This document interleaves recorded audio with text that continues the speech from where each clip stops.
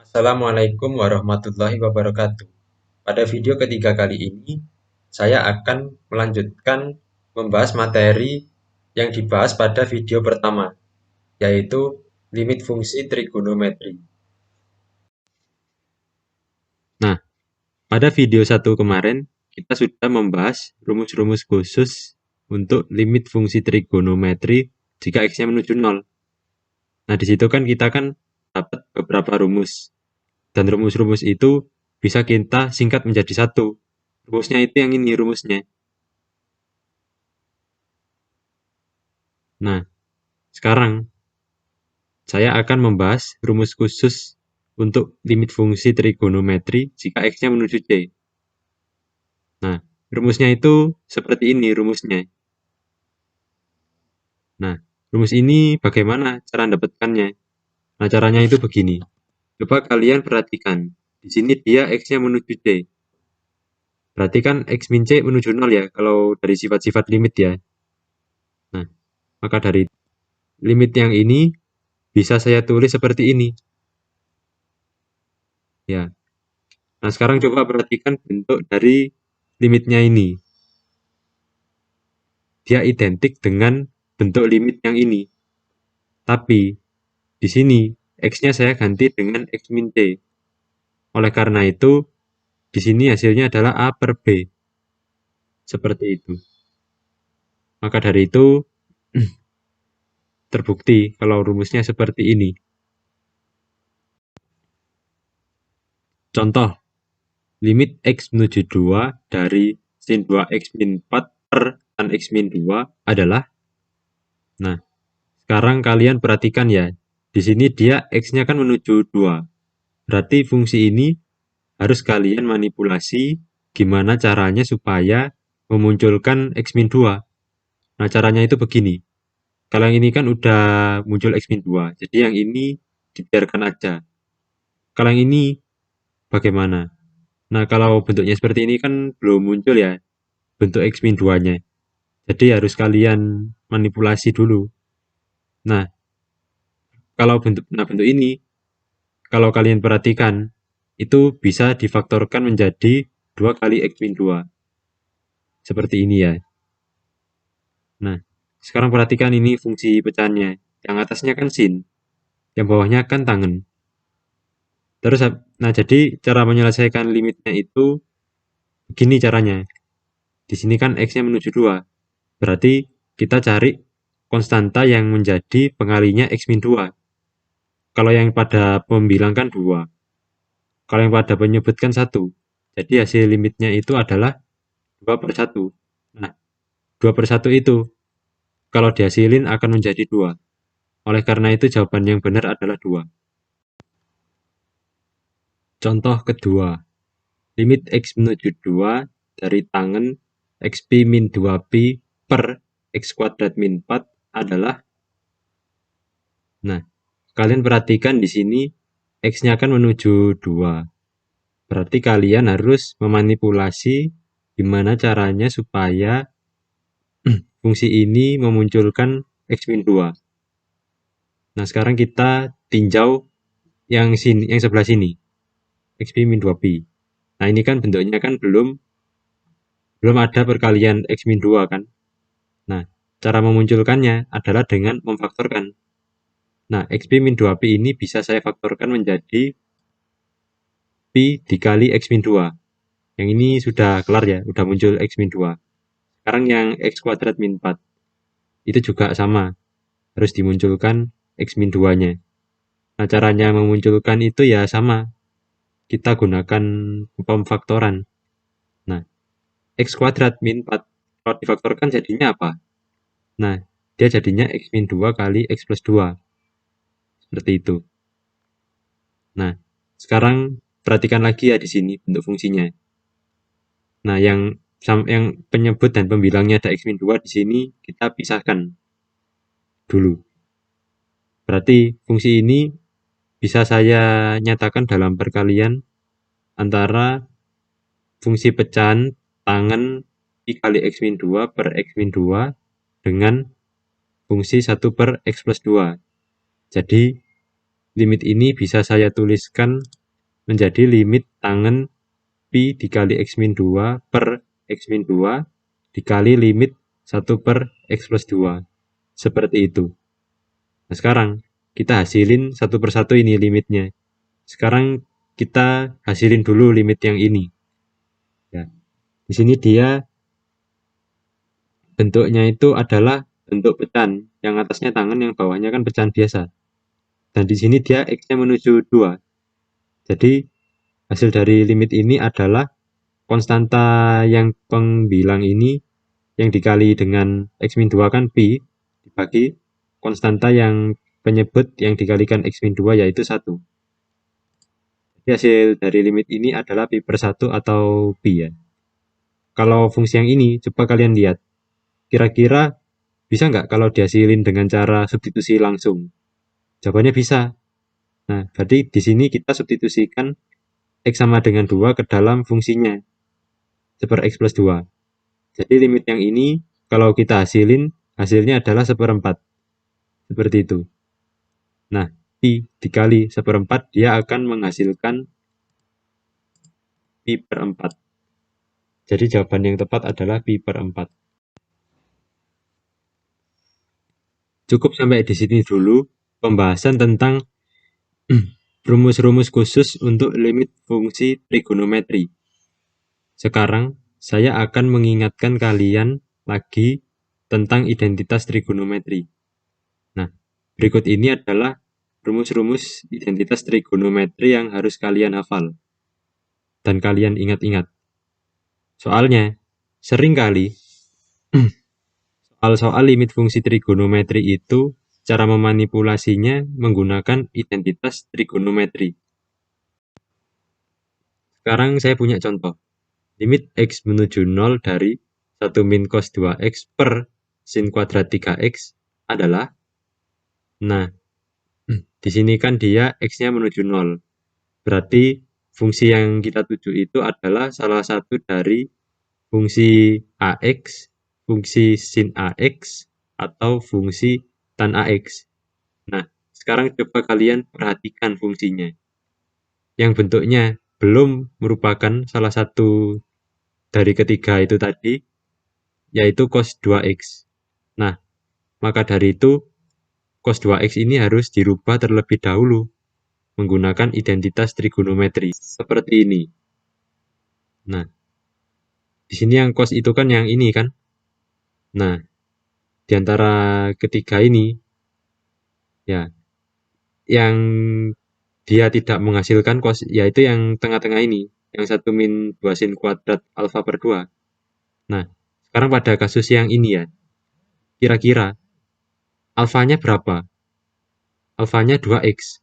Jadi, cos 2X ini bisa saya rubah menjadi 1 min 2 sin kuadrat 2X per 2 atau 1 min 2 sin kuadrat X. Nah, oleh karena itu kita bisa tulis fungsinya seperti ini ya. Nah, sekarang yang atas kita sederhanakan sehingga kita dapatkan bentuk yang seperti ini. Ya. Nah, sekarang kalian perhatikan ya. Di sini kan ada konstanta dikalikan sebuah fungsi. Nah, ingat sifat-sifat limit. Konstanta ini bisa kita keluarkan dari limitnya. Terus di sini kita juga gunakan sifat eksponen pada fungsi sin kuadrat per sin kuadrat ini. Jadi nanti fungsi yang ini bisa saya tulis sin X per sin 3X dikuadratkan. Nah, seperti ini ya jadinya. Nah, di sini. Nah, di sini limitnya itu kan bisa masuk ke dalam sini ya. Nah, jadinya kan kayak gini. Nah, terus limit yang ini kita hasilin. Yang atas kan fungsinya sin. Yang bawah pun sama seperti itu fungsinya sin. Jadi, nilai limitnya itu adalah konstanta yang atas itu 1 dibagi konstanta yang 3 itu 3. Adalah 1/3 hasilnya. 2 kali 1/3 kuadrat akan menghasilkan 2/9. Nah, ternyata selain kita menggunakan rumus-rumus khusus limit fungsi trigonometri dan identitas trigonometri, kita juga bisa memanipulasi limit fungsi trigonometri menggunakan rumus-rumus penjumlahan sudut, rumus-rumus perkalian trigonometri, dan rumus-rumus penjumlahan trigonometri.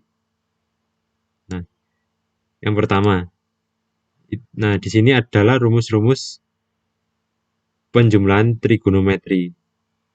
Nah, tetapi rumus-rumus penjumlahan trigonometri ini jarang digunakan untuk memanipulasi limit fungsi trigonometri. Nah, walaupun seperti itu, tetap aja harus kalian hafal atau kalian ingat-ingat. Soalnya, kadang-kadang juga ada soal limit fungsi trigonometri yang cara memanipulasinya diharuskan menggunakan rumus penjumlahan sudut. Nah, sekarang saya akan memberitahu kalian bagaimana cara membaca yang plus minusnya ini ya. Nah, di sini kan plus. Berarti di sini dia juga plus. Kalau di sininya min, berarti di sininya dia min. Nah, untuk yang cos sama seperti itu juga. Kalau di sini dia plus, di sini dia min. Kalau di sini dia min, di sini dia plus. Seperti itu. Nah, terus ini adalah rumus-rumus untuk perkalian trigonometri. Ini juga harus kalian ingat-ingat ya. Soalnya ada juga soal limit fungsi trigonometri yang cara memanipulasinya diharuskan menggunakan rumus-rumus perkalian trigonometri. Nah, selanjutnya ini adalah rumus-rumus penjumlahan trigonometri. Ini juga harus kalian ingat-ingat ya. Soalnya seringkali persoalan limit fungsi trigonometri itu cara memanipulasinya menggunakan rumus-rumus penjumlahan trigonometri. Nah, sekarang saya punya contoh. Limit X menuju 0 dari sin 3X plus sin X per sin 2X min sin X adalah, nah, sebenarnya tujuan kita itu adalah bentuk perkalian fungsi trigonometri. Tapi ini kan dia bentuknya kan belum seperti itu. Nah, jadi bentuk ini harus kita jadikan bentuk perkalian fungsi trigonometri. Caranya seperti ini. Ya, sekarang kita perhatikan bagian pembilang. Nah, di sini sin, di sini plus, di sini sin. Jadi pembilangnya bisa saya tulis 2 sin cos. Sekarang lihat juga bagian penyebutnya. Di sini sin, di sini min, di sini sin. Jadi bagian penyebut ini bisa saya tulis 2 cos sin. Seperti itu. Nah, balik lagi ke bagian pembilang. Di sini ada 3x. Di sini ada x. Jadi di sini bisa saya taruh 3x plus x per 2 yaitu 2x. Nah, kalau yang di sini bisa saya taruh 3x min x per 2 yaitu x. Sekarang bagian penyebutnya. Di sini 2x, di sini x. Jadi di sini bisa saya taruh 2x plus x per 2 yaitu 3 per 2x. Kalau yang di sini bisa saya taruh 2x min x per 2 yaitu x per 2. Seperti itu. Nah, perhatikan ya. Di atas ada 2 dan juga di bawah. Jadi 2 itu bisa saya coret seperti itu. Nah, lihat lagi bentuknya ya. Kalau perkalian antara kalau pecahan cos per sin kira-kira bisa nggak dicari limitnya atau sin per cos? Kira-kira bisa nggak dimanipulasi dengan cara cepat? Nggak bisa kan? Nah, jadi kita harus pisahkan, kita harus jadikan bentuk sin per sin dan cos per cos kan seperti itu. Jadi di sini, jadi sin yang di sini dengan cos yang di sini ditukar aja kayak gitu. Ya, jadinya kan bentuknya seperti ini. Nah, kalau kita lihat-lihat, ini adalah bentuk perkalian antara fungsi sin per sin dengan cos per cos ya. Maka dari itu limitnya bisa bisa kita tulis seperti ini. Limit sin per sin kali limit cos per cos ya. Nah, sekarang kita hasilin satu-satu ini limitnya.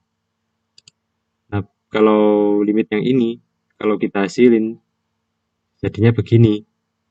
Nah, di sini konstantanya 2 yang atas, yang bawah setengah. Jadi hasilnya adalah 2 per setengah, yaitu 4. Kalau yang ini bagaimana cara ngasilinnya? Kan di sini kan dia bentuknya kan cos. Di bawahnya kan juga cos. Jadi nggak bisa ya pakai cara yang kayak gitu tadi. Jadi sekarang coba kita substitusi X sama dengan 0 ke dalam fungsinya. Nah, kita dapatkan yang bagian pembilang ini 1, penyebutnya juga 1. Jadi hasil dari limit ini adalah 1. 4 kali 1 jawabannya adalah 4. Nah, tadi sudah saya bahas beberapa contoh soal limit fungsi trigonometri yang harus dimanipulasi dengan identitas trigonometri, dengan penjumlahan sudut, dengan rumus perkalian trigonometri, dan dengan penjumlahan trigonometri. Nah, sekarang bagaimana kalau soalnya seperti ini? Nah, kalian bisa nggak ngubah fungsinya ini jadi bentuk perkalian fungsi? Nggak bisa kan? Nah, kalau bentuk soalnya seperti ini, cara menyelesaikannya begini. Ya, kalian cek ya. Di sini masing-masing suku ada berapa pengalinya? Pengali fungsinya ini. Ada satu. Nah, kan sama ya ini ya, jumlah pengali fungsinya ya pada masing-masing suku, yaitu 1. Jadi, pembilang dan penyebutnya ini saya bagi dengan X seperti ini. Ya. Nah, terus habis itu, ini kan ada fungsi pembilang dan fungsi penyebut ya. Jadi, limitnya ini adalah limit dari fungsi pembilang dibagi limit dari fungsi penyebutnya, seperti itu. Nah, limit yang ini atau yang ini, nah limit yang ini bisa dimasukkan ke dalam kurung. Jadi limit ini tambah limit ini. Begitupun pula limit yang ini. Jadi nanti limit ini ditambah limit ini. Begitu. Nah, kalau bentuknya sudah, nah sekarang kan kita dapatkan bentuknya kan udah seperti ini ya. Kalau limit yang ini kan dia limit fungsi pecahan yang atas tan yang bawah X. Jadi hasilnya adalah konstanta yang atas 2 dibagi yang bawah 1, yaitu 2 kan. Kalau yang ini limitnya itu hasilnya adalah konstanta yang atas bagi konstanta yang bawah, yaitu 1. Kalau yang ini kan dia konstan ya. Kalau dia konstan, hasil limitnya dia pasti dirinya sendiri. Nah, kalau yang ini, dia yang atasnya 5, yang bawahnya 1. Jadi hasil limitnya adalah 5. Seperti itu. Nah, 21 per 1 plus 5 adalah setengah. Jadi ini hasilnya setengah. Nah, sebenarnya untuk soal tipe ini, ya di sininya nggak harus tangan. Di sini nggak harus sin, di sini nggak harus X, dan di sini juga nggak harus sin. Tapi masing-masing suku ini bisa saja salah satu dari fungsi sin, fungsi tan, atau fungsi X. Atau juga bisa merupakan perkalian dari beberapa fungsi tersebut. Ya, terus habis itu pembilang jumlah suku pada pembilang dan jumlah suku pada penyebut itu lebih dari 2. Asalkan jumlah suku pada pembilang atau jumlah suku pada penyebutnya ini lebih dari 1. Ini adalah latihan-latihan soal. Silahkan kalian coba untuk kerjakan. Sekian untuk video kali ini. Mohon maaf apabila terdapat salah kata. Semoga apa yang saya sampaikan bermanfaat bagi kita semua, dan semoga juga kalian diberi kesehatan dan juga diberi kelancaran dalam belajar. Akhir kata saya ucapkan terima kasih. Wassalamualaikum warahmatullahi wabarakatuh.